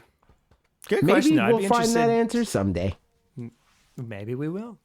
Alex said, it's the 6th anniversary of the Nintendo Switch reveal presentation. No question. I just thought that was neat. Thanks, little tablet, for the friends I've made, sort of because I thought you were cool. That's a fact. That's so true. That is true.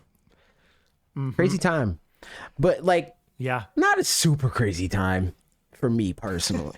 Like it was a crazy time because I'd say it's a crazy time because where Nintendo was in the public eye and like how people felt about it was like, is this going to succeed? I just knew. I was just like, this just makes sense. Like they're literally just doing the thing that they always succeed at every single time, but better. So it's going to succeed. This is their first time doing like a PlayStation 2, like in the console way. Hopefully they do it again with the next thing, but who knows? Yep. I think for me it was interesting just because it was like, I remember when, well, okay, I can't find this episode of this. So it might be that I've gotten it wrong, but I remember listening to, I think I've said this on here before, but the Stuff You Should Know podcast, I'm pretty sure, I think, or some podcast like that had an episode on Nintendo. And this was like in 2016, I think just after E3 in 2016. And it was like, oof, Nintendo is not doing so great, blah, blah, blah. And like at the time I had gotten a Wii and was playing like Twilight Princess or something and was like kind of getting back into like games and something. And I remember listening to that podcast and it ended on a downer note of like, and then like last E3, Nintendo didn't even show up, blah, blah, blah. They just, like they just had this thing for a new game, Breath of the Wild, blah, blah, blah. So all this stuff. And I was like, oh no, I don't know what's going on for them. And then I saw something about NX and watched like some stuff about Breath of the Wild based on the E3 footage. And I was like, oh, this looks really good though. And like, what's going on here? So then when the October 20th reveal happens, it was just like one of those things that I saw after the fact and was like, that's super cool. I think that's neat. And then I watched that trailer like 20 times, just being like, this is pretty neat. And then that was like just what started the ball rolling of like, slowly kind of starting to watch some videos about Nintendo stuff. And it's just funny how like it went from that to in 2017, especially, and 2018 and stuff. Like, I mean, I was working a support job at the time where like basically if I wasn't on the phone with somebody, then there wasn't that much stuff for me to be doing. So had a bunch of free time to just kind of sit there and stuff. And so I just would have tabs open to watch whatever YouTube, Nintendo gaming stuff I could. And so it's just the ramp up of like kind of sort of caring about it a little bit to just like listening to a ton of podcasts and blah, blah, stuff, and being super into it is just really funny. And so, yeah, all that to say, 6th anniversary of that, blah, blah, blah. I think that was, a pivotal point kind of in that as well, was seeing the Breath of the Wild trailer. We got some more of that. And no, that one was at the Game Awards. But, seeing all the things that came out of it and people's impressions and stuff. So no, I agree, the big Breath of the Wild trailer was at the January thing. It was? Yes, it was at like the press conference. I thought the Game Awards. It was one Miyamoto sitting down, freaking playing. I think that one was from a couple years before the. Yeah. True. It was on the Wii What's the screen. one with? Yeah, so because there's one where Zelda is like she's like crying and stuff like that. I think that's the presentation. Was trailer. that then? Okay. Cool. Yeah. Oh yeah, because then they announced the date for it and stuff. So maybe that was then. Okay. Yep. Cool. Reggie introduced that trailer. Yep. I don't feel like looking it up. So it was. It happened in any case, and that was great. It did happen. So there it is. RP asked, is Mike going to carry AJ to the promised land, or is it going to throw? All right, so I told you about Mike Tyson. Mike Tyson is the Flamigo. Yes. There's this whole thing because Alex swears up and down that I am going to kill this Pokemon because, in fairness to his point, I can be neglectful, but to my credit, it's usually because I am not paying attention. I would be like reading chat and just like flippantly playing the game and just mashing the A button. But with Mike Tyson specifically, I got this Pokemon with my active brain. I was like, I'm going to get this Pokemon because theory crafting with what I know about the mechanics of this video game, he is very good. And he is very good for a very long time. So he will be very good, especially in the beginning of this video game, given what I know. And I was like, oh, you're going to kill the Pokemon, blah, blah, blah, blah, blah. And watch, just something, one thing's going to happen, and Mike Tyson's going to die, and then everybody's going to be sad. And I'm like, no, it's not. So that's what I think. I think that Mike Tyson is going to carry, and it will not die. Nice. Unless I get crit with something crazy. The math is on my side. No, it's not. It's literally not. I'm curious to see what happens. Curious indeed. I think that the most likely scenario, if Mike Tyson dies early, it's going to be Lee's fault. It's going to be like Lee catches some Pokemon that he thinks is like will be fine, but it's not going to be fine. It's like the hop-up situation. I think that is the most likely scenario. Ready to clip. Good. Nice. We'll see. So there it is. And with that, we've got one last question, but I don't think I have time for this. I was going to say Patreon. So this question is from Mark. I'm not going to read it yet. I think that this should be what we were talking about, and we should do this on the Patreon podcast. I will say though, I think we should talk about what it is because it's something he created. Yes, so we should talk if anybody about else it. wants to check but I'm it out, saying I don't think that we should like get into the nitty gritty of it yet in terms of like what exactly it is, because I want to be able to like connect the dots because we're not going to do it immediately anyway. Since when I looked at it, we don't need to do it immediately from what I see. On here. I agree. Because it says that it's so we will do it, Mark. So we're definitely going to tell everybody else to do it too. And we're going to plug it, but we're going to do that and plug it when we do it, if that makes sense. You know what I mean? So like when we make this shift for the Patreon podcast that we are planning to make, that will be probably the first thing we do. And then we'll we'll do it that way. But we will do this. Yeah. Good stuff. What? And with that, that is podcast episode 228. It's true. Thank you so much for joining. Do all the social media garbage, and as Bob likes to say, and be our friends, as I like to say. I don't think. Have you said that before? I don't think you've ever uttered never that once. at the end of this. Not a single time. Yeah, like, comment, subscribe, do all the freaking podcast stuff. Go to podcast service, rate the podcast. Tell your friend about the podcast. It's a good time, I think, especially if you're here now. If you're here and you're listening to this currently, you like the podcast. Tell a friend that you like the podcast. Okay, goodbye. Bye.